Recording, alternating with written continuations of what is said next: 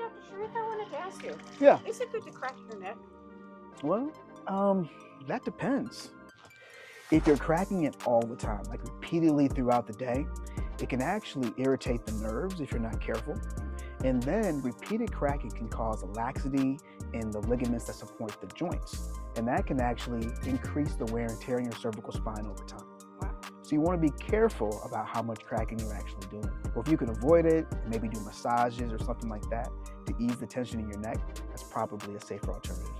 Hey, thanks. I appreciate it. Of course, anytime.